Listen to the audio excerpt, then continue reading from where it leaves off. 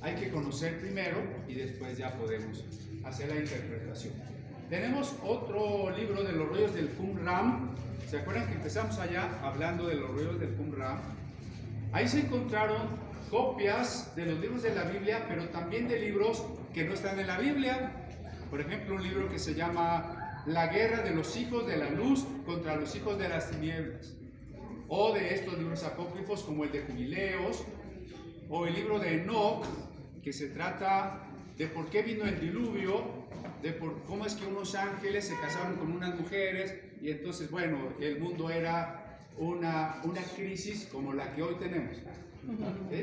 Ahí se ve un candelabro judío, pero de 9 brazos, si se fijan ustedes.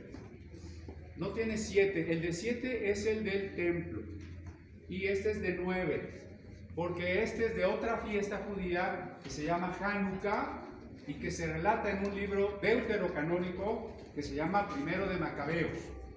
Los macabeos eran unos hermanos, hijos del sacerdote judío, que se levantaron contra los conquistadores griegos y lograron la independencia de Israel, rescataron el templo, y en recuerdo de esa hazaña se celebra ahora la fiesta de Hanukkah, en la que dura 8 días.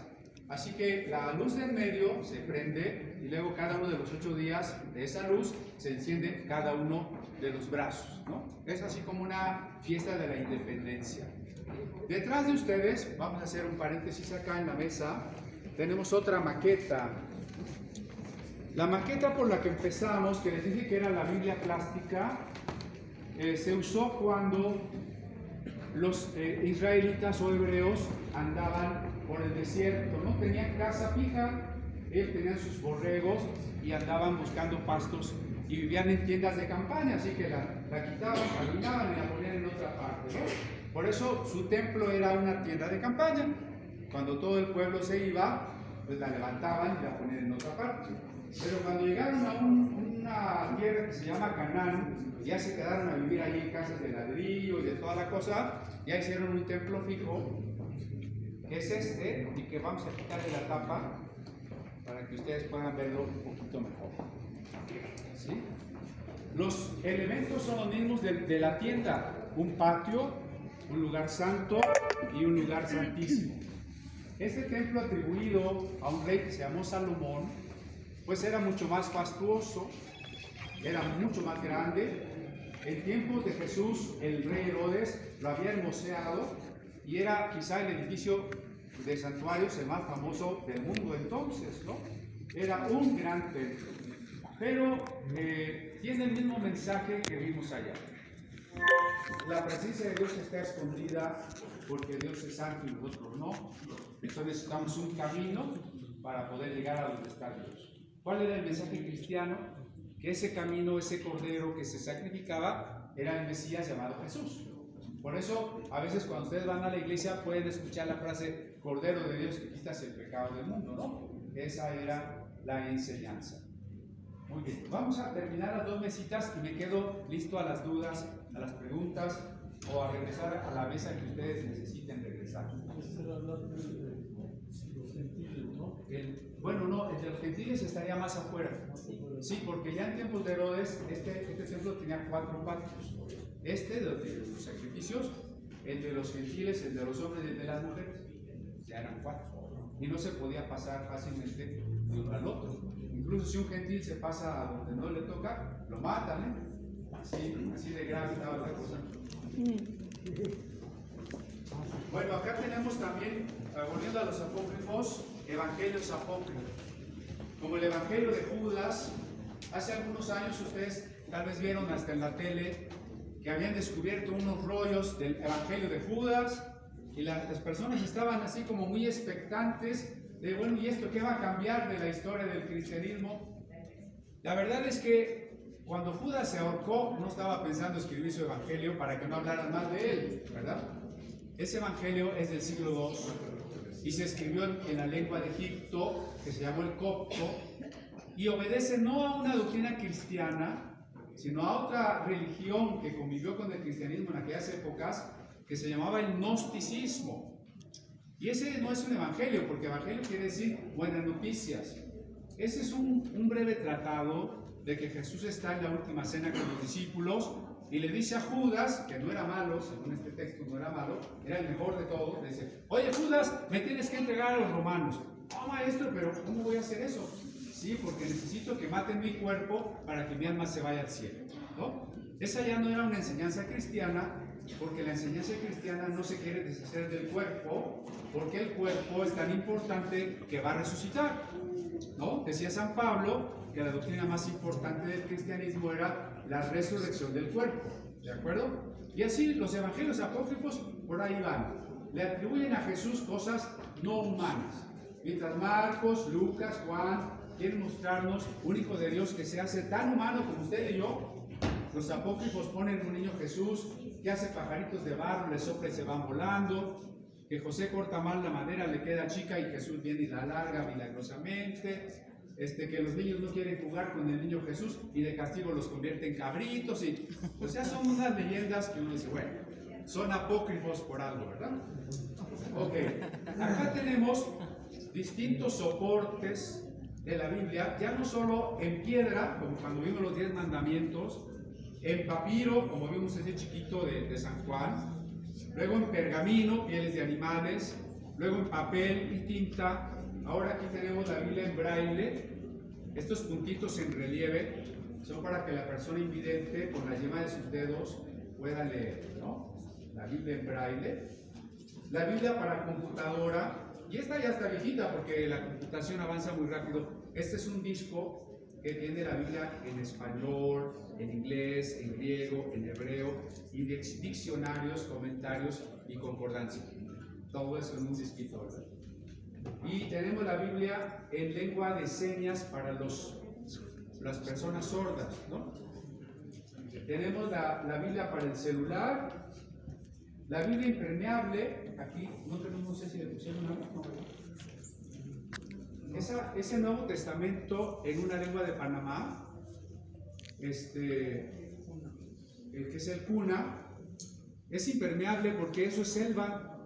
Y las personas que van, pues van a ir en lancha, les va a llover, van a cruzar ríos. Entonces esa Biblia no le pasa nada si se moja, ¿no? Muy interesante. Y Biblias en miniatura, algunas son completas, otras no. Y allá tenemos una chiquitita, miren ahí sobre la tablita negra, hay una biblita muy, muy chiquitita, más chiquita que el pulgar de ustedes. Luego tenemos una sección para los pequeñitos, distintas Biblias o porciones, historias bíblicas para los pequeñitos, y el mismo osito de la Biblia del oso allí, comiendo del árbol, de la miel del árbol, ¿sí ya lo vieron? Ok, vamos a la última que nos queda de ese lado. Ahí hay una maqueta, hay unos niños de una primaria que nos regalaron muchas maquetas de historia de la Biblia. Por ejemplo, ahí está una. Me parece que el ángel está ahí encadenando al dragón, ¿verdad? Apocalipsis 20. El ángel está encadenando al dragón. Y aquí tenemos una Biblia más propia del oro, ¿verdad? De algunas Biblias de la biblioteca. ¿Cómo se llama la biblioteca, Miguel? De la Iglesia Metodista Getsemaní del Oro. Así se llama la biblioteca de la Iglesia Getsemaní. Esta es la maqueta del templo. Así es. Bueno, esta la explica más Miguel. Bueno, esa maqueta nos la donaron, pero hace alusión a nuestra Iglesia Metodista que se encuentra en la parte de arriba, ahora que estamos celebrando 150 años de presencia metodista en la República Mexicana. Y aquí en El Oro celebramos 120 años de presencia metodista en este municipio del Oro. Esta maqueta es del templo, que es un estilo victoriano, que está construido en base con cantera, después madera con adobe y su terminado es en 2 caídas con lámina, ¿sí? La iglesia, que fue fundada en 1903 con 400 integrantes de extranjeros, que fueron los que asistieron al primer culto del 24 de diciembre de 1903. El terreno donde nos encontramos ubicados actualmente tuvo un costo de 300 pesos de aquella época, que fue pagado con oro, y posteriormente las construcciones tuvieron un costo de 3,000 pesos, que también fue pagado en oro. También esa es parte de la exposición, el que ustedes puedan conocer la Iglesia Metodista, que es una de las denominaciones también importantes dentro del mundo, y de aquí, de esta Iglesia Metodista, salieron al oro y a las comunidades aledañas a iniciar nuevas iglesias protestantes, de las cuales pudieron haber provenido sus abuelos, sus familiares o sus seres queridos que llevaron el Evangelio hasta sus hogares. Aquí hay un himnario metodista, nuestra himnología es muy enriquecedora, muchos de ellos fueron traducidos por Charles Wesley, nuestro fundador fue Juan Wesley, allá en el siglo XVIII. Tenemos una disciplina con la cual nos regimos, es como una constitución, donde se va renovando cada cuadrenio. Usted me corrige, obispo, si la riego. Cada cuadrenio, y aquí se encuentran nuestros rituales, nuestros artículos de religión, nuestros protocolos para llevar a cabo nuestras sesiones y nuestras conferencias.